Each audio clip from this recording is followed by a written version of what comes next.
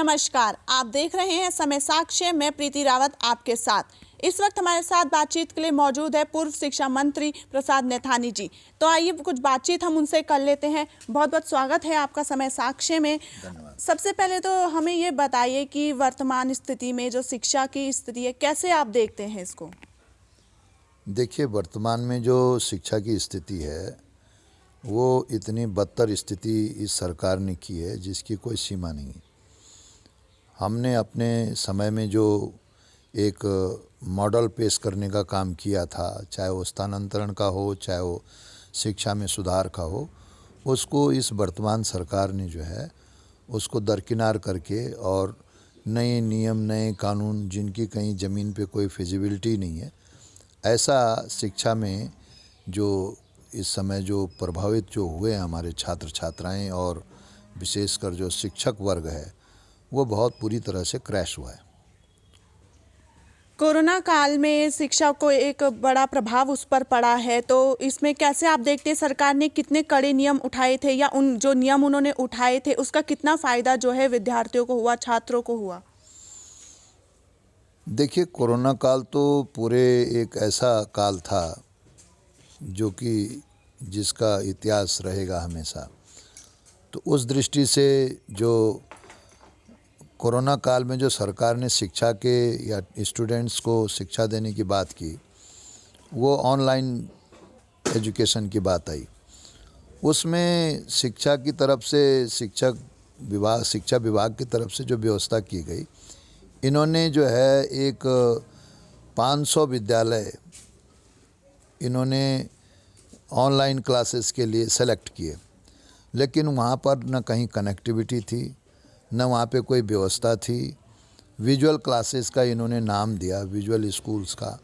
तो वहाँ पर ये तकरीबन पूरे प्रदेश के लिए 90 करोड़ का एक प्रोजेक्ट सेंटर से आया था, लेकिन जो उसमें अनियमितताएँ हुई हैं, जो उसमें अव्यवस्थाएँ हुई हैं, उससे हमारा जो छात्र वर्ग है वो बहुत बुरी तरह से प्रभावित हुआ। दूसरी बात यह है कि सेंटर में भी इन्हीं की सरकार है, लेकिन विगत 4 वर्षों में मैं आपको उदाहरण के तौर पे कहना चाहता हूँ कि मैं बीच में क्षेत्रीय भ्रमण पर गया पूरे उत्तराखंड में। तो आपका जो इंटीरियर का इलाका है, अगर आप उत्तरकाशी में जाएंगे तो मोरी नेटवाड़ का जो इलाका है वहाँ पर कोई कनेक्टिविटी नहीं है, कोई मोबाइल टावर ही नहीं है।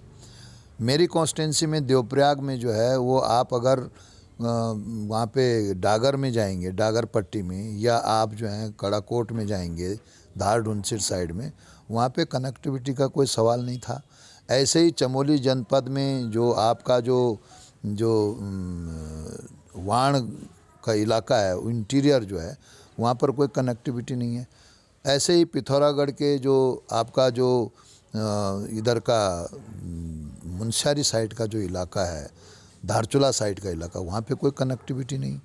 इसी तरीके से आप अगर देखेंगे तो हमारे जो तराई की बेल्ट में भी जो है, जो ग्रामीण अंचल का जो इलाका है, वहाँ पे भी कोई कनेक्टिविटी कई जगहों पर नहीं थी।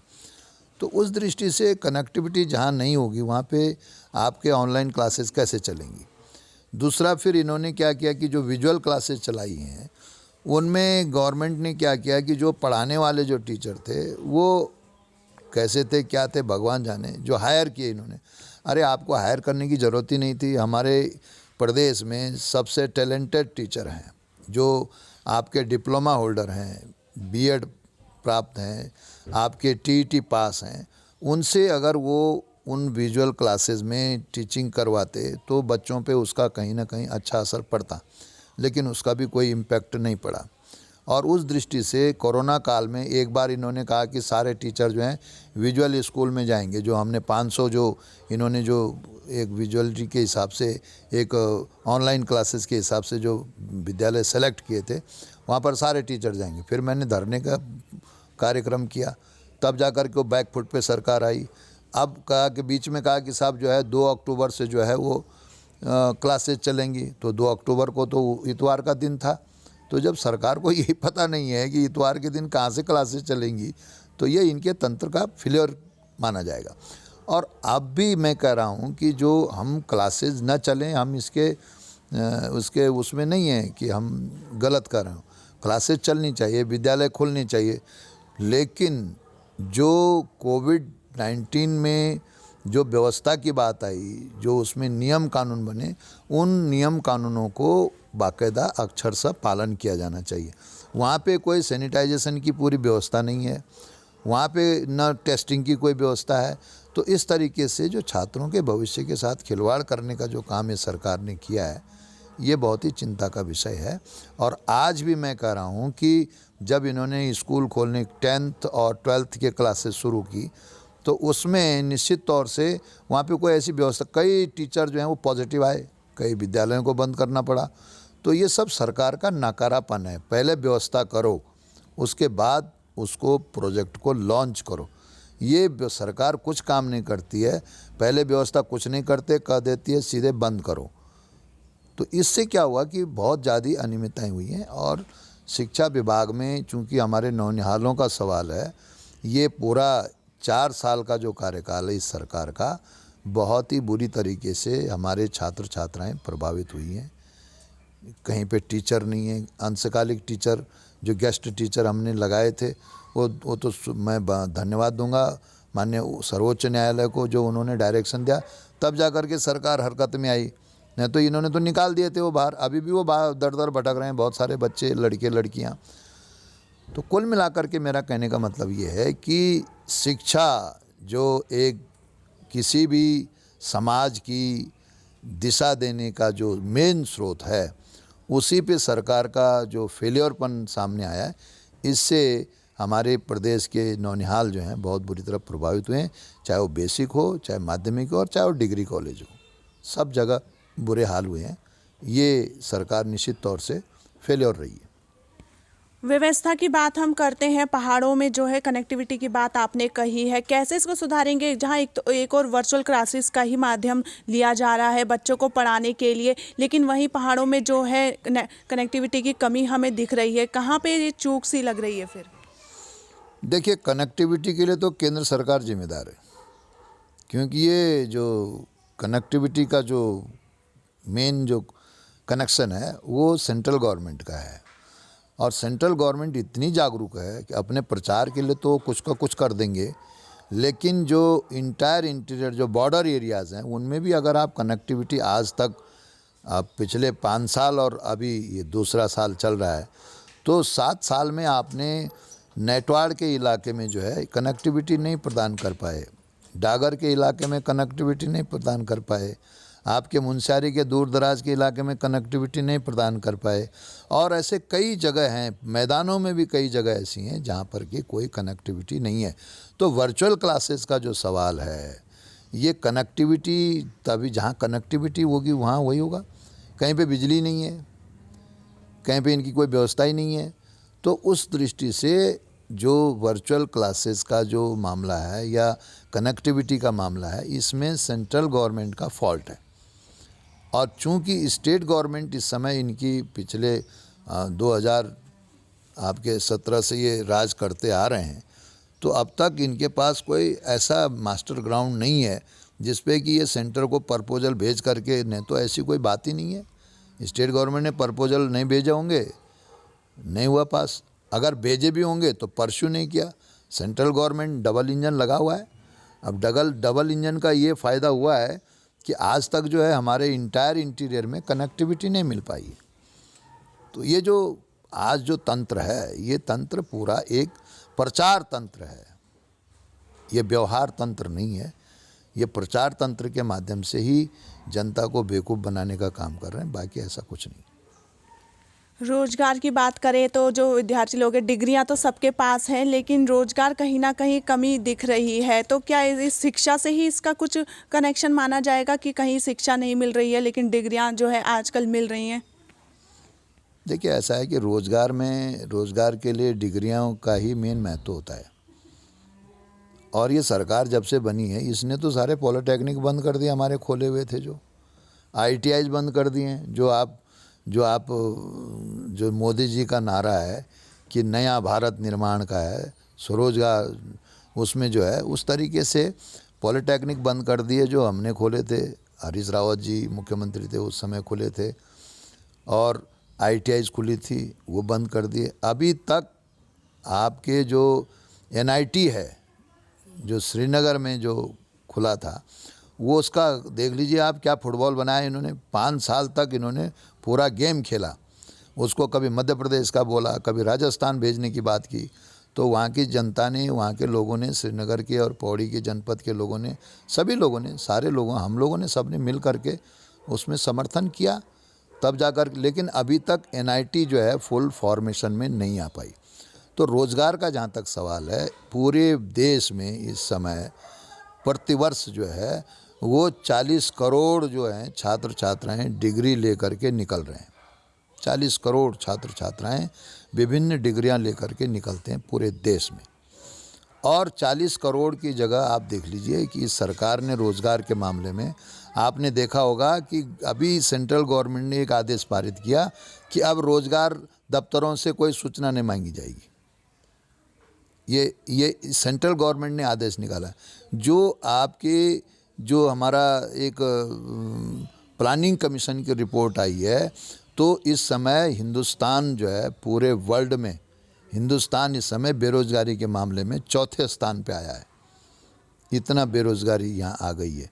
तो उस दृष्टि से तमाम अभी जो आपका हमारे जो ये कोविड-19 का दौर चला है, इसमें ये तो अब चला है, पिछले साल से चला है, मार्च से। लेकिन उससे पहले भी आप देखेंगे तो जो भारतीय जनता पार्टी के लोगों ने ये कहा था कि प्रतिवर्ष हम जो हैं 2 करोड़ लोगों को रोज़गार देंगे, तो कहाँ 2 करोड़, 200 लोगों को भी रोज़गार नहीं मिला है। तो उस दृष्टि से आज बेरोज़गार जो है कोविड-19 से प्रभावित होकर के हमारे तमाम जो लोग थे जो बाहर काम करते थे, वो सब गांव में पड़ गए। और गांव में आज तक उनको कोई राहत नाम की कोई चीज़ नहीं मिल रही है, रोज़गार की कोई व्यवस्था नहीं हो रही है। जो पढ़े लिखे हैं उनके सामने कोई रास्ता नहीं है। अकेले मैं कह रहा हूँ कि शिक्षा विभाग में 65,000 पद खाली हैं आज की डेट में। 65,000 वैकेंसीज हैं अकेले शिक्षा विभाग में।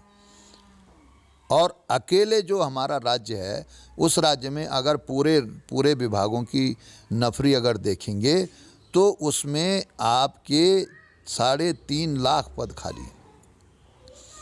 तो कम से कम उन जगहों पे आप अपॉइंट क्यों नहीं करते हैं? ऐसा कुछ नहीं है।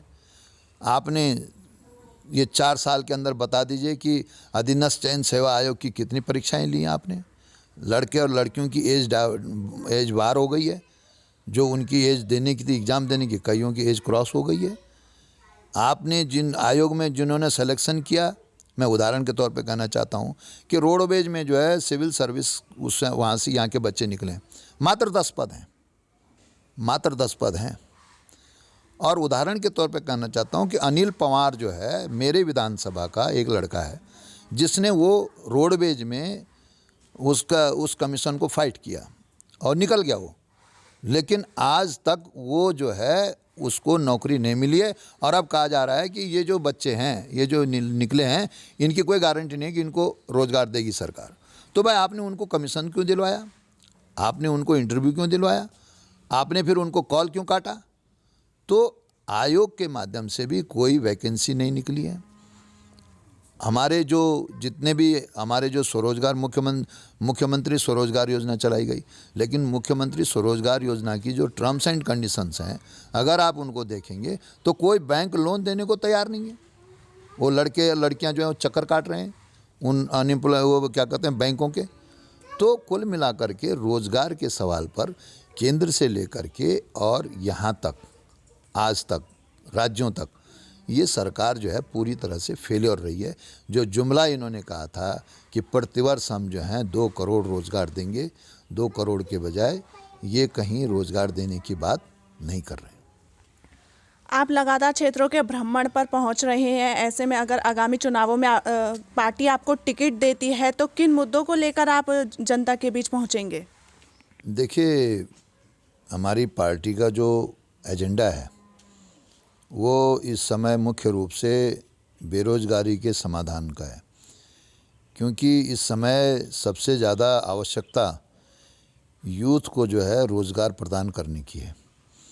और हमारी पार्टी का विज़न है, कांग्रेस का विज़न है कि हम रोज़गार से लेकर के, स्वरोज़गार से लेकर के और तमाम फंक्शंस को हम करेंगे जिससे कि आने वाली पीढ़ी को हम कोई स्टेबिलिटी दे सकें। दूसरा ये है कि जो हमने विकास की बात की थी, जिन योजनाओं को हमने, विशेषकर मैं अपनी विधानसभा की बात करूं तो 118 सड़कों को मैंने सैंक्शन करवाया था माननीय हरीश रावत जी के आशीर्वाद से, और उन 118 सड़कों पे जो जहाँ पे हमने काम छोड़ा था वो वहीं का वहीं है। पॉलिटेक्निक मैंने कीर्तिनगर में जोगनी सैंड में खुलवाया था, वो मेरे जाने के बाद वो काम ठप हो गया। 2 वहाँ पे जो है 33 के भी सब स्टेशन मैंने पास करवाए थे, उनका काम भी अभी तक शुरू नहीं हो पाया। ऐसे ही वहाँ पर ITI इन्होंने बंद कर दिए हैं, जिसके लिए हमने आंदोलन किया। और मुख्य रूप से जो NCC एकेडमी, NCC प्रशिक्षण अकादमी जो हमारे हिंदुस्तान की ये 5वीं अकादमी मैं अपने प्रदेश में लाया था, और उसको मैंने देवप्रयाग में वहाँ पे सेटल कराया, मालडा में, सिरकोट में, देवप्रयाग विकास खंड में। तो उसको त्रिवेंद्र रावत जी जो हैं वो पौड़ी शिफ्ट करने की बात कर रहे हैं, और कोर्ट ने फैसला दे दिया कि टिहरी में रहेगी। इन्होंने ही खुद हल्फनामा दिया लिख करके कि हम NCC ट्रेनिंग एकेडमी को जो है वो हम पौड़ी शिफ्ट नहीं कर रहे हैं। इन्होंने ही खुद कोर्ट में लिख के दिया, और कोर्ट ने फैसला दिया कि ठीक है, वो NCC ट्रेनिंग एकेडमी जो है वो टिहरी में, सिरकोट, मालडा में ही रहेगी। लेकिन अब मुख्यमंत्री फिर जो है अपील में चले गए हैं। तो ये इतना बड़ा संस्थान हम लाए और उसको जो है इन्होंने बंद कर दिया। अभी देवप्रयाग कुंभ क्षेत्र हमने अपने टाइम पे कराया था, माननीय हरीश रावत जी से रिक्वेस्ट करके उन्होंने स्वीकार किया, और देवप्रयाग को कुंभ क्षेत्र का दर्जा मिला। लेकिन इस समय जो कुंभ हो रहा है 21 में, इस कुंभ के लिए, देवप्रयाग के लिए कोई बजट ही नहीं रखा इस सरकार ने। तो आखिर में ये चाहते क्या हैं? इतना बड़ा पक्षपात जो है इस सरकार ने किया है। जो पंपिंग योजनाएं मैंने बनवाई थी, उन पंपिंग योजनाओं पे पानी की त्राई कोई मेंटेनेंस नहीं है, कोई व्यवस्था नहीं है। दूसरी बात, देवप्रयाग जो हमारा भगवान हिंडोला खाल जो पंपिंग योजना है, उसका मैंने 50 करोड़ का पुनर्गठन का हमने पैसा दिया, समितियां बनवाई, लेकिन उसका काम कहीं धरातल पर नहीं है। तो ऐसे ही बहुत सारी योजनाएं हैं जिसकी वजह से आज जनता जो हमने दी थी उसका ये 4 साल में उसको कंप्लीट नहीं कर पाए। तो 5वां साल अब चुनाव का साल है। इसी तरीके से जो हमारे यहाँ महिलाओं की जो स्थिति है, विशेषकर जो ग्रामीण अंचल की जो हमारी महिलाएं हैं, बहनें हैं, वो जितनी मेहनत करती, उनको ये सरकार बता दे कि उनके हाथों में इन्होंने कोई ऐसा माध्यम दिया जिससे कि उनका जीवन आगे बढ़ सके, सुरक्षित रह सके। उदाहरण के तौर पे मैं कहना चाहता हूँ कि जो हमारी यहाँ के जो एथलीट्स वगैरह हैं, उनको भी कोई प्रभाव उन पे ऐसा नहीं दिखा जिससे कि ये लगे कि हाँ भाई, सरकार ने उनके जीवन के बारे में कुछ सोचा है। कुल मिलाकर के कहने का मतलब ये है कि हम चुनाव में इस समय मुख्य रूप से बेरोज़गारी के समाधान के लिए, मेरी कॉन्स्टिट्यूंसी में श्रीनगर जल विद्युत परियोजना बनी है और वहाँ पर जीवीके कंपनी ने काम किया। जब उसको ज़मीन की ज़रूरत थी, उस समय मेरे 84 के लोगों ने जो है ज़मीन अपनी दी, और ये कहा उसने कि जो प्रभावित परिवार है उसके बच्चे को हम 30 साल तक की गारंटी देते हैं नौकरी की। पूरे 350 लड़के जो हैं जीवीके कंपनी ने इन 4 सालों में बाहर कर दिए। सरकार की तरफ से कोई पहल नहीं हुई, न वहाँ के प्रतिनिधि ने किया, न कुछ किया। ऐसे ही रेलवे प्रोजेक्ट चल रहा है, ये हमारी कांग्रेस की देन है। मनमोहन सिंह जी के ज़माने में ऋषिकेश से कर्णप्रयाग रेलवे लाइन का लाइन स्टोन पड़ा था और उस पर काम चल रहा है, लेकिन उसमें आज देहरादून जनपद, टिहरी जनपद, रुद्रप्रयाग जनपद और चमोली जनपद और पौड़ी जनपद, ये 5 ज़िले बुरी तरह से प्रभावित हैं। लेकिन रेलवे वाले जो हैं, जो हमारे मेरी विधानसभा का जहाँ तक सवाल है, उसमें आप देखेंगे कि चौरास में जो है, या मलेथा में, या देवप्रयाग के पास जो है, वहाँ पर जो है जो काम चल रहा है, वहाँ पर जो लोगों को जो है वो घुसने नहीं दे रहे। 144 धारा लगा दी है। अरे भाई कौन से वहाँ कोई ऐसी बात हो रही है, वो इसलिए लगवा दी रेलवे वालों ने और केंद्र सरकार ने मिल करके और जिला प्रशासन ने कि वहाँ पर कोई काश्तकार कहीं जाए ना अपनी बात करने के लिए। मंदिर के जाने के रास्ते बंद कर दिए, गांव के जानवरों को जंगल जाने का रास्ता बंद कर दिया, ग्रामीण लोगों के आने जाने का रास्ता बंद कर दिया। जो वहाँ के लोकल जो काम करने वाले हैं उनको मौका नहीं दिया जा रहा, जिनकी गाड़ियाँ हैं उनको मौका नहीं दिया जा रहा, जो छोटे मोटे ठेके करते हैं उनको वहाँ मौका नहीं दिया जा रहा है। बड़ी बड़ी कंपनियाँ हैं, उनके अपने अपने वो हैं, सारे लोग वहीं से आ रहे हैं। अब ये सब जो काम हो रहा है इससे बेरोज़गारी जो है वो मुंह खोल के खड़ी है। रुद्रप्रयाग जिला उससे प्रभावित हो रहा है। वहाँ पर जहाँ पे काम चल रहा है वहाँ पे आप देखिए पौड़ी जनपद में जहाँ पे रेलवे का काम चल रहा है, ऐसे ही चमोली ज़िले में देख लीजिए। तो ये जो इश्यू है इसमें रोज़गार के सवाल पर हम मुख्य रूप से कांग्रेस जो है वो रोज़गार के समाधान के सवाल पर हमारी प्रथम वरीयता उसमें है। दूसरी बात यह है कि खेती किसानी के सवाल पर भी हमारा मानना है कि गांव में खेती किसानी करते हैं लोग, बंदर और सूअर खा रहे हैं। हमारी सरकार में जब हमारे मुख्यमंत्री हरीश रावत जी थे, हमने जो है वहाँ पर मनरेगा के माध्यम से घेर बाड़ और दीवालों की बाड़, ये सब पत्थरों की बाड़ बनाने की बात की थी। ये सरकार बता दे कि इन्होंने कितना काम उस पर किया है। कृषि मंत्रालय बता दे कि कृषि के क्षेत्र में इन्होंने कितने प्रोग्रेस करके दिखाई है। पलायन आयोग बना दिया है, पलायन आयोग की रिपोर्ट बताए ना, ये 4 साल में इन्होंने क्या किया है, कितने लोगों को पलायन से रोका है। उल्टा जो देवस्थानम बोर्ड जो इन्होंने बनाया है, इस सरकार ने देवस्थानम बोर्ड बनाने से इन्होंने हमारे उत्तराखंड की धार्मिक भावनाओं को ठेस पहुंचाने की बात की है। ये बहुत बड़े हिंदूवादी बनते हैं, हिंदू ठेकेदार बनते हैं। आपने देवस्थानम बोर्ड बना दिया, जो उन मंदिरों को 56 मंदिरों को आपने, मेरे विधानसभा के तो चंद्रबदनी और रघुनाथ जी का मंदिर है, ऐसे ही अन्य जनपदों में हम मानते हैं ठीक है आप बनाइए, लेकिन हरिद्वार के मंदिर क्यों नहीं लिए भाई उसमें?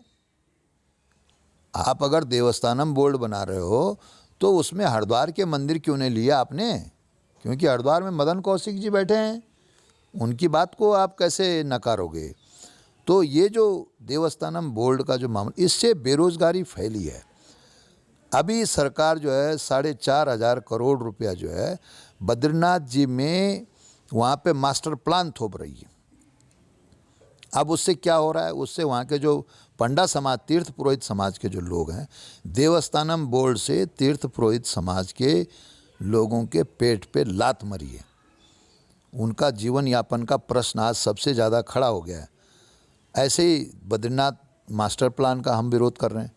तो हमारा जो मानना है, कांग्रेस का जो मानना है, वो इस समय जैसे ये देवस्थानम बोर्ड बना, सरकार आएगी हम सबसे पहले इसको भंग करेंगे, हम स्वीकार नहीं करेंगे। इन्होंने जिला प्राधिकरण थोप दिए, जिला प्राधिकरण थोप दिया, उससे क्या हो रहा है कि जो मैं बागेश्वर जनपद का उदाहरण, 2 फौजियों ने आत्महत्या कर ली। जहाँ जहाँ जिला प्राधिकरण इन्होंने थोपा है उसके माध्यम से एक लोगों में बड़ी दहशत है। एक गरीब आदमी का तो खाना सोना हराम हो गया, मकान नहीं बना सकता हो। इन्होंने भू अध्यादेश संशोधन अधिनियम पारित किया है 2019। पूरे हिंदुस्तान के 15 राज्यों ने इसको एक्सेप्ट नहीं किया, हमारे राज्य ने एक्सेप्ट कर लिया, क्योंकि त्रिवेंद्र जी जो हैं, मोदी जी और शाह जी को खुश करना चाहते हैं। भू अध्यादेश संशोधन अधिनियम जो हमारा राज्य बना है, हमारे राज्य की परिकल्पना अलग है। राज्य इसी वजह से बना, पर्वतीय विकास मंत्रालय HN बोगना जी ने जो बनाया, देश का पहला राज्य था उत्तर प्रदेश जिसमें किसी अलग क्षेत्र के लिए अलग से मंत्रालय गठित किया। ये HN बोगना जी की देन थी और उसी का परिणाम हुआ कि हम लोगों को अलग से राज्य की बात आई, राज्य बन गया। अब राज्य बनने के बाद भू अध्यादेश लागू हुआ 2000, जब हमारे उस समय ND तिवारी जी थे, उस समय 500 वर्ग मीटर जो है वो ज़मीन कोई भी आदमी स्टेट का, अन्य अदर स्टेट का, वहाँ पे आकर के रहने के लिए खरीद सकता था। भुवनचंद खंडूड़ी जी ने उन्होंने 250 वर्ग मीटर किया कि भाई नहीं 500 ज़्यादा है, 250 करो। और हमारे टाइम पे भी जब हरीश रावत जी की सरकार थी, हमारी कांग्रेस की सरकार थी, उस समय भी हमने उसको फॉलो किया कि कोई बाहर का स्टेट का आदमी अगर यहाँ पे आता है तो वो अपना रहने के लिए रह सकता है, लेकिन वो किसी अन्य काम के लिए यहाँ ज़मीन नहीं खरीद सकता, जैसे हिमाचल में है, अन्य राज्यों में है।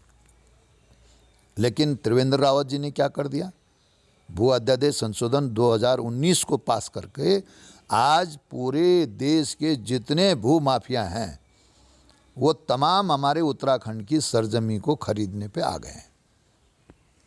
तो कहीं ना कहीं आप ये मान रहे हैं कि कांग्रेस द्वारा किए गए कार्य, विकास कार्य या तो बीजेपी ने रोक दिए हैं या अपने ही विकास कार्य वो गिनवाने में लगे हुए हैं उधर? देखिए, मैं एक बात कहना चाहता हूँ कि इसमें चूँकि मैं कांग्रेस का आदमी हूँ, हरीश रावत जी हमारे मुख्यमंत्री थे, उन्होंने बिल्कुल ज़मीन की बातें की थी। एनडी तिवारी जी हमारे मुख्यमंत्री रहे, उन्होंने बिल्कुल धरातल की बात, फाउंडेशन जो प्लानिंग की फाउंडेशन है वो तो कांग्रेस गवर्नमेंट ने, एनडी तिवारी जी ने डाली। बीच में हमारे विजय बहुगुणा जी आ गए, विजय बहुगुणा जी ने जो कुछ जितना अपना करना धरना था वो अपना करके अपने चले गए। उसके बाद हरीश रावत जी आ गए। हरीश रावत जी के ज़माने में महिलाओं से लेकर के समाज के हर वर्ग के उत्थान के लिए समाज कल्याण विभाग में 65 जो योजनाएं थी वो उन योजनाओं को इस सरकार ने डंप कर दिया। महिलाओं की थी, अनुसूचित जातियों की थी, जनजाति की थी। जो स्पेशल कंपोनेंट प्लान हमारी कांग्रेस सरकार की देन थी, जो अनुसूचित जाति के भाई बहनों के लिए, जनजाति के भाई बहनों के लिए अलग से कंपोनेंट प्लान था, उसको इस सरकार ने ख़त्म कर दिया। इस सरकार ने जिला प्लान को ही ख़त्म कर दिया, कहीं पैसा ही नहीं है। अरे भाई, जब तुम्हारी डबल इंजन की सरकार है तो पैसा कहाँ चला गया? टैक्स तुमने ज़्यादा बढ़ा दिए। अगर बिजली का बिल कम हुआ तो बता दो, पानी का बिल कम हुआ तो बता दो, अस्पतालों में जो पर्ची कटने की फीस है वो कम हुई तो बता दो, स्कूलों में फीस कम हुई तो बता दो। तो ये तमाम चीज़ें, रोड में बस में जाने का किराया कम हुआ तो बता दो, ट्रेन में जाने का किराया कम हुआ तो बता दो, प्लेन में जाने का किराया कम हुआ तो बता दो। डीजल क्या बोल रहा है, पेट्रोल क्या बोल रहा है, महंगाई क्या बोल रही है, दाल क्या बोल रही, चावल क्या बोल रही, कपड़ा क्या बोल रहा, सीमेंट क्या बोल रहा, सरिया क्या बोल रहा, ये सब देख करके बताओ ना। इतनी महंगाई कभी नहीं हुई जितना इनके राज में हुई है, और कमा रहे हैं, खूब पैसा वसूल कर रहे हैं। जीरो टॉलरेंस की सरकार ये कह रहे हैं त्रिवेंद्र रावत जी। मैं कहना चाहता हूं कि इतना ज़्यादा कमीशन खोरी किसी राज्य में नहीं हुई, किसी शासनकाल में, जितना इस समय हो रही है। देवप्रयाग से आप चुनाव लड़ने की तैयारी कर रहे हैं, दिवाकर भट्ट है, विनोद कंडारी एक नामी चेहरे हैं, तो कितना चुनौती आप मानते हैं उनके सामने? देखिए, ऐसा है कि हम चुनौती कुछ नहीं मानते, हम तो पहलवान हैं, आ जाएं अखाड़े में। 2022 के चुनाव नज़दीक है, जनता को कोई संदेश? 2022 का चुनाव सिर पे है और जनता के लिए मेरी प्रार्थना है कि कांग्रेस ने हमेशा विकास की बात की है, और जब जब भी, चाहे आप उदाहरण मैं कहना चाहता हूं कि जब तिवारी जी 2002 में, मैं भी मंत्रिमंडल में था, 2002 से 2007 तक का कार्यकाल की योजनाओं का आप लोग विश्लेषण करें, और 2007 से 2012 तक फिर भारतीय जनता पार्टी की सरकार रही, उनके कार्यों का विश्लेषण करें। फिर 2012 से 2017 तक हमारी कांग्रेस की सरकार रही, उनके कार्यों का विश्लेषण करें, और फिर 2017 से 2020-21 तक जो है यही वर्तमान सरकार काबिज है, इनके कार्यों का विश्लेषण करें। आप लोग जनता इस बात की तुलना करे कि कांग्रेस के शासनकाल में आपको सुविधा मिलती थी या नहीं, इनके शासनकाल में आपको सुविधा मिल रही है या नहीं, इसका तुलनात्मक निर्णय करके निश्चित तौर से कांग्रेस को सपोर्ट करिए। हर दृष्टि से आपके विकास की बात होगी, चौमुखी विकास की बात होगी, और जो हमारे उत्तराखंड आंदोलनकारी शहीद हुए उनकी आत्मा को शांति पहुंचाने के लिए, उनके सपनों को साकार करने के लिए एकमात्र जो है कांग्रेस ही इस सपने को पूरा कर सकती है। इसी निवेदन के साथ मेरी प्रार्थना है कि जो धोखा पिछली बार मोदी जी के कहने पे 15 लाख आएंगे, आपके घर घर पानी जाएगा, घर घर नल, घर घर जल, अब पहुंचाने की, हमने तो 2017 से ही पहुंचा दिया था। तो जनता से मेरी प्रार्थना है कि बहकावे में न आए किसी के भी, और कांग्रेस का साथ दें। निश्चित तौर से विकास की बयार आपके द्वार आएगी। बहुत बहुत धन्यवाद आपका समय साक्ष्य में समय देने के लिए। यह थे हमारे साथ पूर्व शिक्षा मंत्री मंत्री प्रसाद नैथानी जी, जिनका कहना है कि जनता जो है कांग्रेस और बीजेपी के कामों का विश्लेषण कर एक सही उम्मीदवार, एक कांग्रेस को एक बार फिर अपने वोटों से विजयी बनाए। अन्य जानकारी के लिए देखते रहिए समय साक्ष्य। मैं प्रीति रावत, कैमरा पर्सन सतीश के साथ।